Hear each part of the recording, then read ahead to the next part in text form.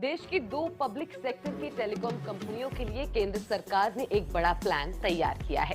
केंद्र सरकार ने बीएसएनएल और एमटीएनएल की 600 से ज्यादा जमीन और इमारतों को बेचने के लिए लिस्ट तैयार कर दी है, जिसकी कुल कीमत लगभग 1 लाख करोड़ रुपए बताई जा रही है।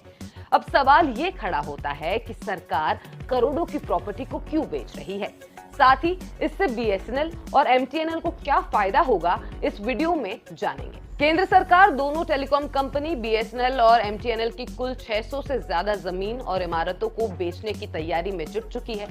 बीएसएनएल ने लैंड सेल के लिए डेडिकेटेड वेबसाइट भी तैयार की है, जिसमें दोनों ही कंपनियों की संपत्ति मौजूद है। अगर पहले बात करें बीएसएनएल की, तो इस कंपनी की संपत्तियां देश भर में फैली हुई है। वेबसाइट के मुताबिक बीएसएनएल की 531 इमारतें या जमीन बिक्री के लिए उपलब्ध है।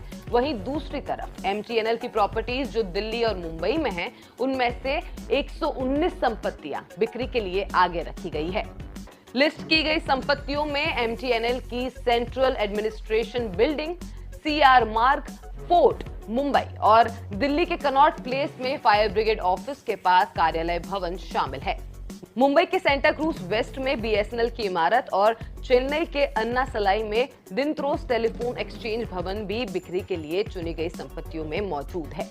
खास बात यह है कि दोनों कंपनियों ने 1 लाख करोड़ रुपए के लैंड एसेट्स की बिक्री के लिए सरकारी संगठनों को प्राथमिकता दी है। इसी के आधार पर हाल ही में बीएसएनएल ने लखनऊ में अपनी एक संपत्ति आयकर विभाग को लगभग 229 करोड़ रुपए में बेची, जो बिल्डिंग की मार्केट वैल्यू थी।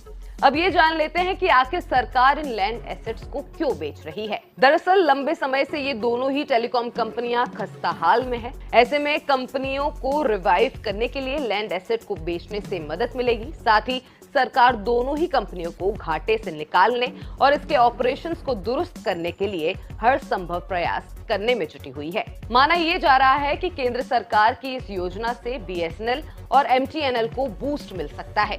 अब देखना ये होगा कि क्या सरकार का ये उपाय दोनों कंपनियों को फिर मार्केट में अपनी जगह हासिल करवाने में मदद कर पाएगी या नहीं। आपको जानकारी कैसे लगी कमेंट करके जरूर बताएं। वीडियो को लाइक और शेयर करना ना भूलें। साथ ही जो हमारे नए व्यूअर्स हैं वो भी चैनल को सब्सक्राइब करना।